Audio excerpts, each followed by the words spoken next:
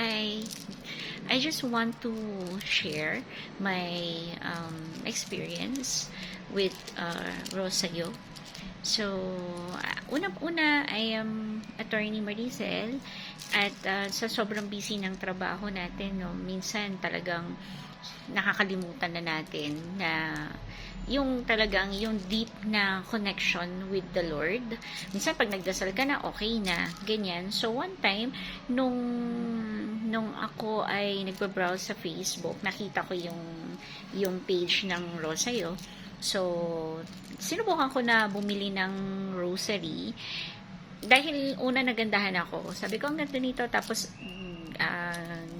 baptized in Jordan River, ganyan-ganyan. So, ang daming info. So, nagustuhan ko siyang bumili. So, in short, nung dumating na yung aking Rosayo, nung natanggap ko na siya, sobrang, pagbukas mo pa lang ng box, ang laki na ng parang naramdam mo na agad yung blessings. At yung dati na ako na hindi laging nagro-rosary, ngayon everyday na ako nagro-rosary because of this.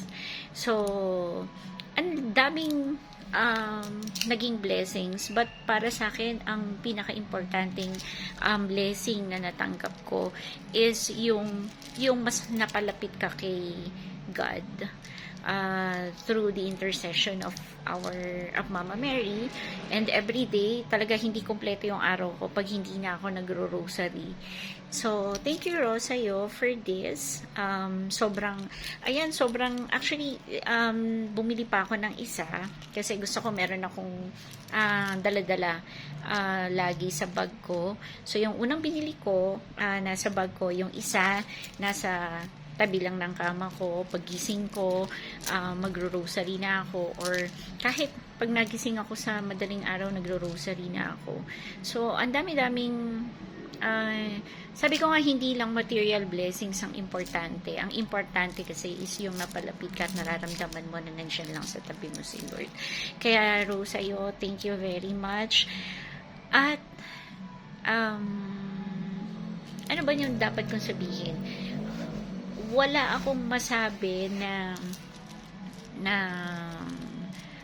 I think anything na masasabi ko is kulang pa para dun sa naramdaman ko na blessings at saka yung mapalapit ka kay God. Sobra. So, sa mga hindi lang sa mga may problema sa buhay, doon sa lahat ng mga gustong mapalapit kay Lord, kay Mama Mary, or gustong talagang maaramdaman nyo yung blessings, yung pagmamahal sa atin ni Lord, I think the best is mag-rosary ka everyday. At yun, nagawa ko yun through Rosayo. So thank you very much.